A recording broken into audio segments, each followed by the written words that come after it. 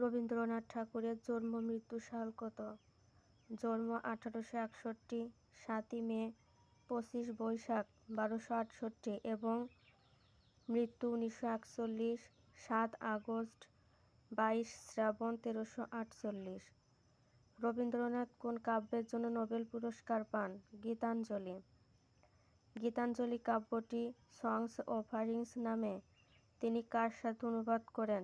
W.B. ইয়েটসের সাথে। রবীন্দ্রনাথ ঠাকুর কোনগুলোকে শেষ জীবনের প্রিয়া বলে আখ্যায়িত করেছেন? তার অঙ্কিত চিত্রাবলীকে। অঙ্কিত চিত্রাবলীর সংখ্যা প্রায় 2000।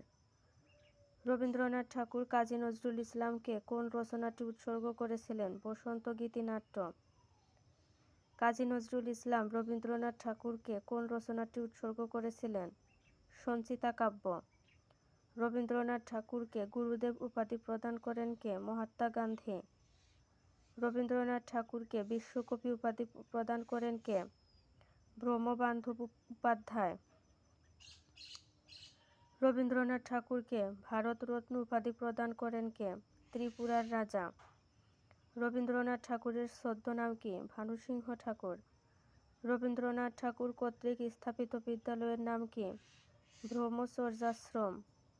রবীন্দ্রনাথ ঠাকুরের শেষ লেখা কাব্যের নাম কি? শেষ লেখা। রবীন্দ্রনাথ ঠাকুর বঙ্গভঙ্গের প্রেক্ষিতে কোন গানটি রচনা করেছিলেন? বাংলার মাটি বাংলার জল।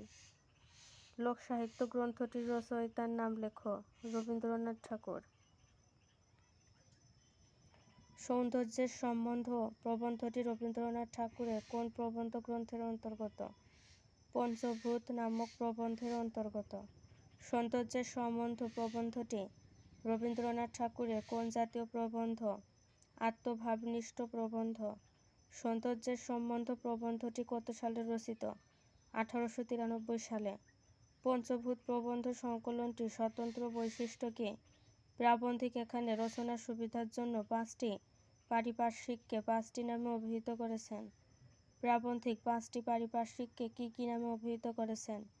ক্ষিতি, অপ বা স্রোতস্বিনী, তেজ বা দীপ্তি, মরুত বা সমীর ও বোম। সৌন্দর্যের সম্বন্ধ প্রবন্ধে বর্ষায় নদী ছাপিয়ে জল কোথায় প্রবেশ করেছে? ক্ষেতের মধ্যে। সানাইয়ের সুর কেমন ছিল? অত্যন্ত বেসুরে। পুনা কি? পুনা হলো জমিদারি বছরের প্রথম দিন। অপু ও দুর্গা রেলগাড়ি দেখতে কোথায় গিয়েছিল? অপু ও দুর্গা রেলগাড়ি দেখতে নবাবগঞ্জের সড়কের ওপারে গিয়েছিল। এদিনে প্রজারা কি করে? এদিনে প্রজারা ইচ্ছামতো কিছু কিছু খাজনা এনে জমিদারের কাছারিতে হাজির হয়।